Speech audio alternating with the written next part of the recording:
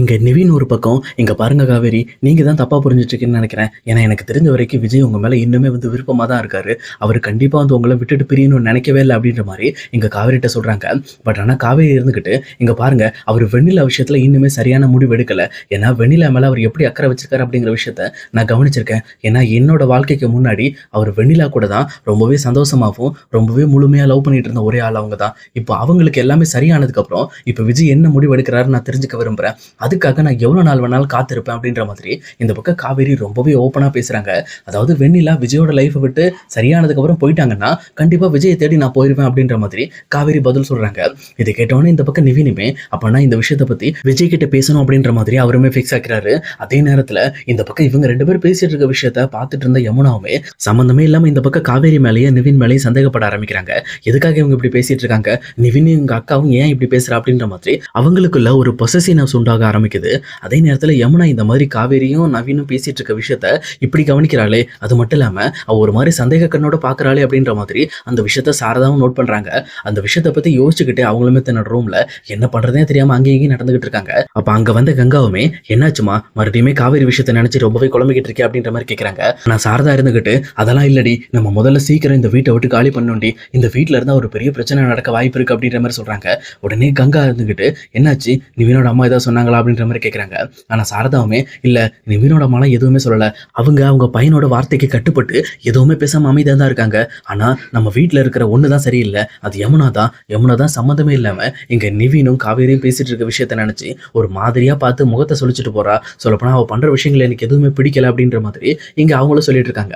இதை கேட்டோன்னே கங்காவுக்கு தெளிவாகவே புரியுது, கண்டிப்பாக அவள் சரியில்லைம்மா, அவளை பற்றி எனக்கு தெரியும். இதுக்கு முன்னாடியே அதனால தான் வீட்டு வாசலில் நிற்கும் போது காவேரி என்ன சொன்னா, இந்த வீட்டில் வேண்டாம், நம்ம வெளியில போயிடலாம், வேற இடத்துல இருக்கலாம் அப்படின்ற மாதிரி சொன்னால, அதுக்கான காரணமும் இதுதான் அப்படின்ற மாதிரி இங்க கங்கா சொல்றாங்க. அதுக்கப்புறம் தான் சாரதா இருந்துகிட்டு, ஏண்டி அப்ப இதுக்கு முன்னாடி இந்த மாதிரி விஷயம் நடந்திருக்கா அப்படின்ற மாதிரி கங்கா கிட்ட கொஸ்டின் கேட்கறாங்க. அப்ப கங்காவுமே அதெல்லாம் நடந்திருக்கு, அதெல்லாம் நாங்க அட்ஜஸ்ட் பண்ணி தான் போயிட்டு இருக்கோம் அப்படின்ற மாதிரியும் அவங்களும் சமாளிக்க பாக்குறாங்க. ஆனா இன்னொரு பக்கம் சாரதா இருந்துகிட்டு, இங்க பாரு, இந்த மாதிரி விஷயத்தை பொறுத்த வரைக்கும் நம்ம இப்படி ஒன்னா இருந்தா சரி வராது, நம்ம எப்படியாவது இங்க இருந்து கிளம்பி ஆகணும், நீ முதல்ல குமரன் தம்பிகிட்ட பேசு, ஏன்னா யமுனாவோட போக்கு சரியில்லை, அவர் ரொம்ப மோசமா யோசிக்க ஆரம்பிக்கிறா. காவேரி ரொம்பவே வெள்ளந்தித்தனமானவ, தன்னை நம்பி இருக்க யாருக்குமே அவ துரோகம் பண்ண மாட்டா, ஆனா இந்த விஷயத்துல இந்த யமுனா புரிஞ்சுக்க மாட்டா, நம்ம சீக்கிரம் கிளம்பணும் அப்படின்ற மாதிரி சொல்றாங்க. உடனே இந்த பக்கம் கங்கா இருந்துகிட்டு, நீ கவலைப்படாதமா, இன்னும் ஒரே நாள், கண்டிப்பா நாளைக்கு நம்ம கிளம்பிடலாம், எனக்கு குமரனா தான் சொல்லிக்கிட்டு இருக்காரு அப்படின்ற மாதிரி அவங்களும் ஒரு பக்கம் பேசி முடிக்கிறாங்க. அதே நேரம் இன்னொரு பக்கம் எங்க வீட்டுல இருக்கிற விஜயுமே பயங்கரமா ஃபீல் பண்ண ஆரம்பிக்கிறாரு. இங்க குமரன்ட்ட பேசியும் பார்த்தாச்சு, அதே நேரத்துல அடுத்து நம்ம என்ன பண்ண முடியும், யார்கிட்ட போய் கேட்க முடியும், காவேரி மறுபடியும் நம்ம கிட்ட வரணும்னா நம்ம ஏதாவது ஒன்று ட்ரை பண்ணுமே அப்படின்னு சொல்லி இங்க விஜயுமே ரொம்பவே ஃபீல் பண்ணி அழுதுகிட்டு இருக்காரு. அவருமே காவேரி கூட இருந்த ஞாபகங்கள் எல்லாமே அவரை போட்டு வாட்டி வதக்கிட்டு இருக்கு. அவருமே மாடியில போய் உட்காந்து அழுறாரு, பயங்கரமா ஃபீல் பண்ணிட்டு இருக்காரு. சரியா சாப்பிட கூட வரதில்ல. அப்ப தாத்தாவுமே இங்க விஜயோட நிலைமையை பார்த்துட்டு எங்க தாத்தா விஜய் கிட்ட போய் பேச பாக்குறாரு. இங்க பாரு விஜய், நீ இப்படிலாம் பண்றதுனால காவேரி உங்ககிட்ட வந்துட மாட்டா, நான் சொல்றது தெளிவா கேளு, இந்த மாதிரி நீ சாப்பிட்டுட்டு தெம்பாயிரு, எல்லா விஷயத்தையும் உன் மனசுக்கு பிடிச்ச மாதிரி செய், நீ காவேரியை நெருங்கிறதுக்கு ஒவ்வொரு ஸ்டெப்பையும் எடுத்து வைக்கிறதுக்கு பாரு, இப்படி நீ உன் உடம்ப வருத்திக்கிறதுனால காவேரி உன் கூட வந்துருவான்னு உனக்கு எப்படி தெரியும், அது மட்டும் இல்லாமல் அதை எப்படி நீ நம்புற அப்படின்ட்டு இந்த பக்கம் தாத்தாவுமே விஜய் பார்த்து கேள்வி வைக்கிறாரு. அப்போ விஜயுமே, இல்லை தாத்தா, என்னால் காவேரி இல்லாத லைஃபை யோசிக்கவே முடியல, அது மட்டும் இல்லாமல் காவேரி இல்லாமல் எனக்கு சாப்பாடு கூட இறங்க மாட்டேங்குது அப்படின்ற மாதிரி அவருமே ரொம்பவே ஃபீல் பண்ணி சொல்லிக்கிட்டு இருக்காரு. ஆனால் தாத்தாவுமே, கவலைப்படாத விஜய், எல்லாமே சரியாயிடும், கொஞ்ச நாள் தான் விடு, உன் மனசை புரிஞ்சுக்கிட்டு கண்டிப்பாக காவேரி நம்ம வீட்டுக்கு திரும்பி வந்துருவா. ஆனால் நான் ஒரே ஒரு ரிக்வஸ்ட் வைக்கிறேன், எப்படியாவது இந்த வெண்ணிலா விஷயத்த கொஞ்சம் சீக்கிரமாக க்யூர் பண்ணுறதுக்கு பாரு, ஏன்னா இந்த வெண்ணிலா விஷயம் நீளமாயிட்டு இருக்க இன்னுமே காவேரியோட மனசுல ஒரு சின்ன கவலை இருந்துகிட்டே தான் இருக்கும். வெண்ணிலா மட்டும் சரியாகி நம்ம வீட்டை விட்டு போயிட்டானா அதுக்கப்புறம் காவேரி எந்த ஒரு தடையும் இல்லாம யாருமே கூப்பிடாம அவளே வர்றதுக்கு வாய்ப்பு இருக்கு. எனக்கு தெரிஞ்ச வரைக்கும் காவேரியோட மனசுல வெண்ணிலா மட்டும் தான் உறுத்திக்கிட்டு இருக்கா அப்படின்ட்டு இந்த பக்கம் காவேரி என்ன சொன்னாங்களோ அந்த விஷயத்தை அக்யூரேட்டா அடிச்ச மாதிரி இந்த பக்கம் தாத்தாவுமே சொல்றாரு. ஆனா விஜயுமே, ஓகே தாத்தா, நான் பாக்குறேன் அப்படின்னு சொல்லிட்டு அவருமே இந்த பக்கம் வெண்ணிலா சம்பந்தப்பட்ட விஷயங்களை பத்தியும் நம்ம கொஞ்சம் முடிவெடுத்தே ஆகணும், நாளைக்கு காலையில பேசிக்கலாம் அப்படின்ற மாதிரி இந்த பக்கம் வெண்ணிலாக்கு சீக்கிரமா ஞாபகம் வர வைக்கிறதுக்கு நம்ம என்ன பண்ணலாம் அப்படின்ற மாதிரி சஜஷன் கேட்கறதுக்காக டாக்டர்கிட்ட அடுத்த நாள் காலையில போறாரு. அங்க போயிட்டு, இங்க பாருங்க டாக்டர், நீங்க சொன்ன மாதிரி நான் கிட்டத்தட்ட 2-3 வாரங்களா வெண்ணிலாவை எங்க வீட்டுல வச்சுட்டேன், நல்ல இம்ப்ரூவ்மெண்ட் இருக்குதான், பட் இருந்தாலும் இவங்க இன்னுமே சீக்கிரமா கியூர் ஆகணும்னா நான் என்ன பண்ணணும் அப்படின்ற மாதிரி கேட்கறாங்க. அப்ப டாக்டருமே இருந்துகிட்டு, இங்க பாருங்க, நீங்க வெண்ணிலா சீக்கிரமா கியூர் ஆகணும்னா அவங்களும் நீங்களும் அதிகமா மீட் பண்ண இடம், நீங்க அதிகமா பேசிக்கிட்ட இடம், சொல்லப்போனா அவங்களோட மறக்கவே முடியாத ஞாபகங்கள் இருக்கும்ல ஒரு சில இடங்கள், நீங்க வெண்ணிலா கூட ஸ்பெண்ட் பண்ணதெல்லாம், அந்த மாதிரி இடங்களுக்கு அவங்கள கூட்டிட்டு போங்க. அங்க போயிட்டு நீங்க அவங்க கூட டைம் ஸ்பெண்ட் பண்ணீங்கன்னா ஆட்டோமேட்டிக்கா எல்லா ஞாபகங்களும் அவங்களுக்கு வந்துடும் அப்படின்ற மாதிரி இந்த பக்கம் டாக்டருமே சொல்றாரு. இதை கேட்டோன்னு விஜயுமே சரி டாக்டர் நான் அதையே பண்றேன் அப்படின்ற மாதிரி இங்க வெண்ணிலாவை அவுட்டிங் கூட்டிட்டு போறதுக்காக இன்னொரு பக்கம் விஜய் தயாராகிறாரு. ஏன்னா வெண்ணிலாவை சீக்கிரமா கியூர் பண்ணணும்னா அவங்க ஞாபகம் இருக்கிற இடங்களுக்கெல்லாம் கூட்டிட்டு போய் சரி பண்ணாதான் உண்டுன்னு சொல்லி அவருமே ஒரு முடிவுக்கு வந்துட்டாரு. ஆனா அதே நேரத்தில் இன்னொரு சைடு இங்க யமுனாவோட வீட்டுல மறுபடியும் நிவின் வந்துட்டு இங்க பாருங்க இன்னைக்கு நான் போய் விஜய்கிட்ட பேச போறேன், என் மனசுல இருக்கிறத சொல்லி பேசுறேன், அவர் என்ன பேசுறாருன்னு பார்க்கலாம் அப்படின்ற மாதிரி இங்க நிவின் மறுபடியும் காவேரிட்ட சொல்றாங்க. ஆனா காவேரியுமே இங்க பாருங்க நிவின் நீங்க உங்களுக்கு என்ன பிடிக்குதோ அதை செய்யுங்க, ஆனா ஏன் சம்பந்தப்பட்ட விஷயத்துல என்ன முடிவெடுக்க விடுங்க, என் முடிவை நீங்க எடுக்காதீங்க அப்படின்ற மாதிரி இங்க மறுபடியும் பேசிக்கிட்டு இருக்காங்க. இப்படி இவங்க 2 பேரும் பேசுற விஷயத்த பார்த்துட்டு இருக்க யமுனாக்கு ரொம்ப போய் கடுப்பாய் போயிட்டு நீங்க 2 பேரும் என்ன பேசுறீங்க அப்படின்ற மாதிரி அவங்க கிட்டே போய் கேட்டுறாங்க. இதை பார்த்துட்டு இருக்க நிவினுமே நாங்க சும்மா தான் பேசிட்டு இருக்கோம் உனக்கு என்ன அப்படின்ற மாதிரி இங்க யமுனாவை பார்த்து கேட்கறாங்க. அப்ப யமுனாவும் ஏன் இதே வீட்டுல தான் நான் இருக்கேன், ஏன் நான் கேட்கறதுல ஏதாவது தப்பா இருக்கா, இல்ல நீங்க ஏதாவது தப்பா பேசிட்டு இருக்கீங்களா அப்படின்ற மாதிரி இங்க அவங்க 2 பேரும் முகத்துல அடிச்ச மாதிரி இங்க யமுனா கேள்வி கேட்கறாங்க. கரெக்டா அங்க கங்காவும் இன்னொரு பக்கம் சாரதாவும் வந்துடுறாங்க. அவங்க 2 பேரும் வந்தவொடனே இன்னுமே யமுனாக்கு குரல் அதிகமாக ஆரம்பிக்குது.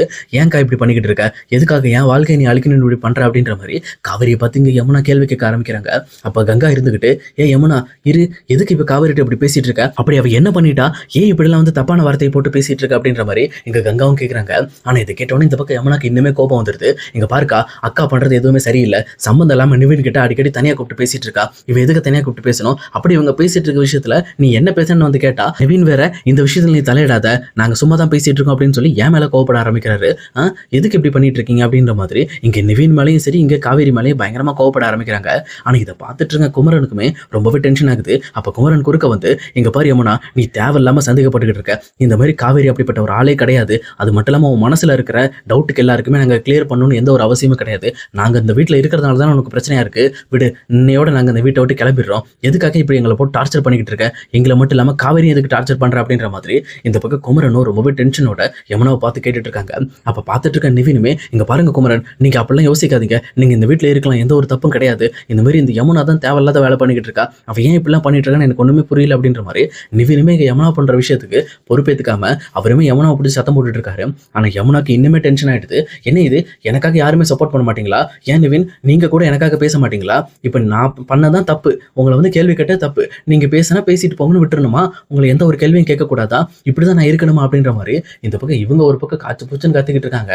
ஆனா இப்படி இவங்க கத்திட்டு இருக்கிற விஷயத்தை எல்லாத்தையுமே இன்னொரு பக்கம் நிவினோட அம்மாவுமே பார்த்துட்டு பரவாயில்ல இவ தான் சரியான மருமக நமக்கு ஏற்ற மாதிரி, ஏன்னா அவ வீட்டு ஆளுங்களை அவளே பாரு டார்ச்சர் பண்ணிக்கிட்டு இருக்கா, இவளை சரியா வச்சுக்கிட்டானா கண்டிப்பா அவ வீட்டு ஆளுங்களை இவளே டார்ச்சர் பண்ணுவா, இதுக்கு மேல யமுனாவை நம்ம கைக்குள்ள தான் வச்சுக்கணும்னு சொல்லிட்டு இங்க நிவினோட அம்மாவுமே ஒரு முடிவு பண்ணிட்டு இருக்காங்க. ஆனா அதே நேரத்துல காவேரியுமே இங்க பாரு யமுனா தேவையில்லாம பேசிட்டு இருக்காத, அவர் விஜய் சம்பந்தப்பட்ட விஷயத்தை பத்தி என்கிட்ட கேட்க வந்தாரு, அவ்வளவுதான் என் விஷயத்துல தலையிடாதீங்க, நான் பாத்துக்கிறேன், இந்த மாதிரி விஜய் கிட்ட நீங்களாம் ஒன்னும் போய் பேச வேண்டாம் அப்படின்ற மாதிரி இங்க நிவினை அந்த விஷயத்துல இருந்து விலக்கி விட்டேன், வேற ஒண்ணுமே கிடையாது அப்படின்ற மாதிரி ரொம்பவே டீடைல்டா இந்த பக்கம் வந்து யமுனாட்ட சொல்றாங்க. ஆனா யமுனாவுமே அந்த விஷயத்தை புரிஞ்சுக்காம நீ சும்மா சமாளிக்காத, நீங்க என்ன பேசுறீங்கன்னு எனக்கு தெரியும், ஆனா நீங்க வெளியில சொல்றதுக்கு இப்படி போய் சொல்லிட்டு இருப்பீங்களா அப்படின்ற மாதிரி மறுபடியும் வந்து சத்தம் போட்டு தேவையே இல்லாம இங்க காவேரியை நிவினையும் அவமானப்படுத்துற மாதிரி பேசிட்டு இருக்காங்க. அப்ப இதை பார்த்துட்டு இருக்க சாரதாவுமே இங்க பாரு கங்கா இதுக்கு மேல ஒரு நிமிஷம் கூட இந்த வீட்டுல நம்ம இருக்கக்கூடாது, முதல்ல இந்த வீட்டை விட்டு நம்ம கிளம்பணும், ஏன்னா இங்க இருந்தோம்னா இவளே நம்மள ரொம்ப பெரிய துரோகி நாக்கிடுவா அப்படின்ற மாதிரி இங்க யமுனாவை பார்த்து திட்டிட்டு அங்க இருந்து சாரதா மத்த எல்லாருமே கிளம்புறதுக்கு தயாராகிறாங்க.